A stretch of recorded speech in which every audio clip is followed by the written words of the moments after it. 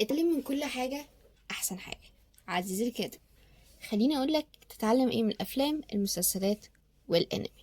بالنسبة للأفلام فأحسن حاجة تتعلمها منها هو الحوار في الأفلام، ولأن الفيلم بيكون آخره ساعتين، فأنا محتاجة أحط في الساعتين دول كل حوارات إن هي تكون مختصرة to the point، تكون طبعا مشوقة وعلى حسب الموقف، واهم حاجة ان هي يكون ليها هدف، يعني بتكشف لي معلومة حقيقة، علاقة اتنين ببعض بيحبوا بعض ولا بيكرهوا بعض ولا الدنيا عاملة ازاي بالظبط.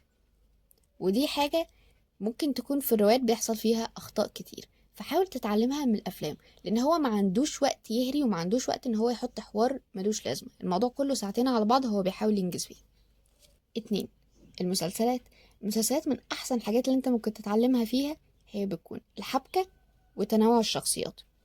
الحبكة، وقصدي بيها الحبكة الرئيسية والفرعية، وهتتعلم فيها ازاي ان الحبكة الرئيسية الحبكات الفرعية بتخدم عليها، يعني مش كل واحدة بتكون منفصلة وكأنك انت بتحكي عن 3 4 قصص ملهمش علاقة ببعض، لا، وإنما بيكون عندي واحدة هي الرئيسية والباقي بيساعدها، حتى لو هما مش طول الوقت بيكونوا بيتكلموا عنها، إلا إن هو بيجي فيه لحظات لازم بيكون فيه تداخل ما بين الاتنين.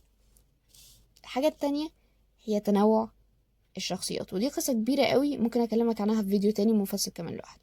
بس الحبكة هتلاحظ ان هي بتكون قوية، لازم يكون فيها ماضي كويس، يعني النتيجة لازم يكون ليها سبب، واكيد اكيد هتشوف بلوت تويست كتير.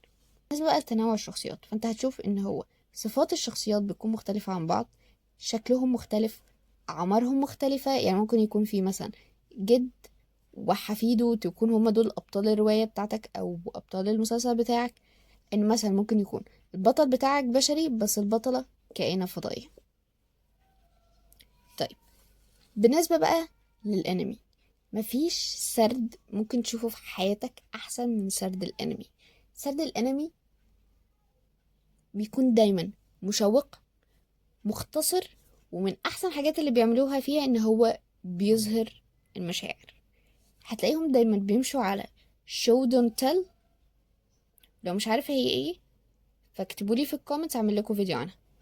وهتلاقي ان انت دايما بتسمع افكار الشخصية، يعني هتلاقي مثلا ان لو هو متضايق هتلاقي ان هو صوته، تسمع افكاره، هو متضايق ازاي، هو متضايق ليه، هو بيفكر في ايه، طب هو مثلا عايز يعمل ايه، وهو بيفكر في نفسه وهو بيفكر في الناس اللي حواليه، فانت بتحس ان انت more connected مع الشخصية دي، فهتلاقي ان انت بتتعلق بيها اكتر واكتر مع المسلسل.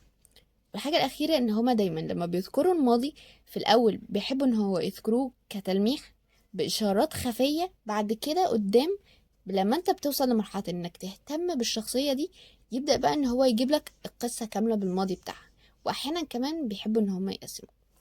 طيب، لو هديك انمي تفهم منه انا قصدي ايه فهقولك اكيد ديمون سلاير. ونيجي طبعا للأخيرة، الروايات.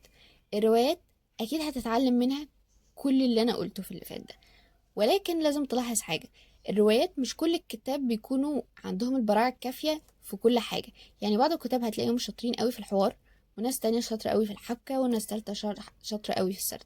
أنا عايزاك تكون شاطر في كله، فعشان تبقى شاطر في كله